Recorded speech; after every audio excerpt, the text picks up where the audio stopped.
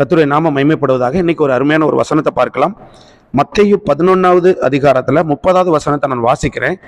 என் நுகம் மெதுவாயும் என் சுமை லகுவாயும் இருக்கிறது என்றார். இது இயேசு கிறிஸ்து நமக்கு சொல்றாரு பாருங்க.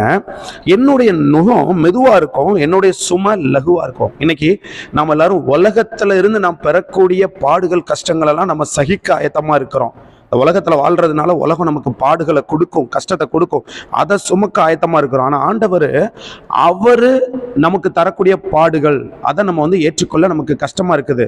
ஏன்னா நான் சிலுவையை சுமந்ததை போல நீங்களும் சிலுவையை சுமக்கணும்னு அவர் சொல்லியிருக்கிறார். நம்ம அதை பார்த்தோன்னே நம்ம நினைப்போம் நம்மளையும் சிலுவையில் அரைஞ்சிருவாங்களோ அப்படின்னு நினைச்சு நம்ம பயப்படுவோம். அப்படி இல்லை. ஆண்டவர் எதை நமக்கு தருவேன்னு சொல்றாரு அப்படின்னா, அவருக்கு இருக்கக்கூடிய பாரங்கள், அவருக்கு ஒரு பாரம் இருக்கு. இந்த உலகம் ரட்சிக்கப்படணும். அநேக ஏழ்மைகள் இருக்காங்க, பலவீனத்தோடு இருக்கிறாங்க, நோயோடு இருக்கிறாங்க, விடுதலை இல்லாமல் இருக்கிறாங்க, சாபத்தோடு இருக்கிறாங்க, பாவத்தோடு இருக்கிறாங்க. இவங்க எல்லாரும் ரட்சிக்கப்படணும், இவங்க ஆண்டவருக்குள்ள பிள்ளையா இருக்கணும், பரலோக ராஜ்யத்துக்கு வரணும் இப்படின்னு அவர் ஒரு பாரத்தோடு இருக்கிறார். இந்த பாரத்தை நமக்கும் ஆண்டவர் தரணும்னு வாஞ்சிக்கிறார். அந்த சுமையை தரணும்னு வாஞ்சிக்கிறார். அவருடைய சுமையை நம்ம மேல அவர் இறக்கி வைக்கணும்னு ஆசைப்படுறாரு. இப்போ ஆண்டவருடைய சுமையை நம்ம பெற்றுக்கொள்ளது ஒரு லகுவான சுமை. இந்த உலகத்தின் சுமையை விட இது லகுவான சுமை.